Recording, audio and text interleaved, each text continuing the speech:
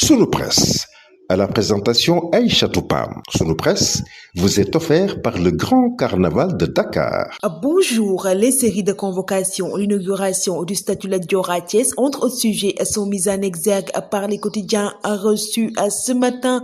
Pression maximale sur les opposants, titre le journal Walf Quotidien, parlant des convocations tous azimuts à la police. Le quotidien revient également sur Barthélémy Diaz qui paie 25 millions à la famille de Ndiaga Diouf et Bougane Gueye qui estime que le but de ces convocations est de casser toutes les voix discordantes. Vox Pop abonde dans ce même siège et titre sûreté urbaine de gros clients dans le collimateur. La convocation de Barthélémy Diaz tombe alors qu'il vient de payer 25 millions de dommages et intérêts à la famille de Ndiaga Diouf. Le journal revient également sur Madiambal Diagne attendu ce matin. L'histoire se répète-t-elle, s'interroge le journal Enquête parlant des séries de convocations. L'ère post-alternance rime-t-elle avec règlement de compte, s'interroge le journal qui parle d'une tentative historique d'une justice politique. Barth révoqué aujourd'hui, titre le journal Le Quotidien qui traite également dans ses colonnes de la convocation de Madiambal Diagne. Barth en mer trouble, lit-on en première page du quotidien L'Observateur, parlant du tourment politique du maire de Dakar.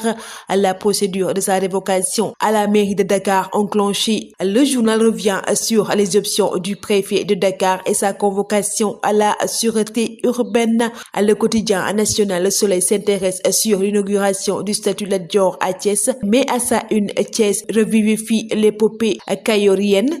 Selon le président Bassirou Diomaye Faye, c'est dans la diversité des mémoires que nous construirons un futur de dignité, de solidarité et de cohésion, une figure centrale de notre panthéon national, titre le journal Sud Quotidien, reprenant les mots du président Bassirou Diomaye Faye à l'occasion de l'inauguration du statut Lat Dior.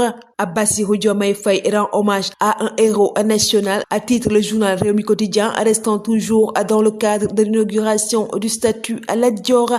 Diomaye tient sa première inauguration, un monument à Thiès après 9 mois à la tête du pays, nous renseigne le journal Tribune.